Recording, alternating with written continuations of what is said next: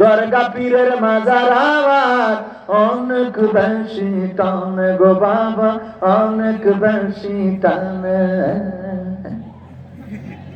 আছে না নাই? কোরআনে জিহাদের কথা আছে না নাই? খুঁজে পায় নাই যে জিহাদ কোথায় আছে। তাহলে কি কোরআন বোঝে? কথা কয় না, পাই নাই বলতে চেয়েছে। আমি কোরআনের ছাত্র বলাটা অন্যায় হবে।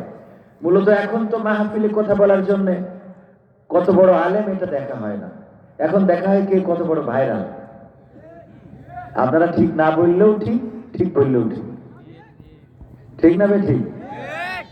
কারণ পরিচিত না হইলে এখন মানুষ আসতে চায় না। দোষ তো আমাদের না, দোষ তো আপনাদেরও।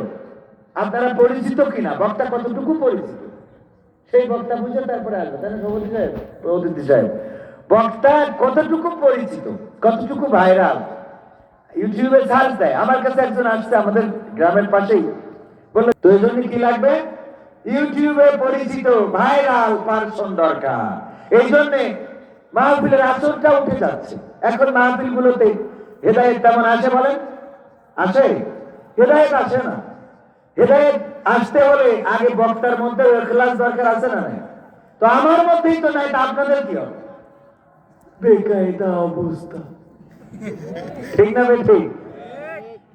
নিজেরই তো খারাপ অবস্থা। যাই হোক, তো আমি যেটা বলছিলাম, এখন আমার প্রধান অতিথি উনি তো সিঙ্গাপুরে থাকেন, উনি জানেন যে শর্টকাটে কিভাবে সম্পদকে ভালোভাবে ব্যবহার করা যায়।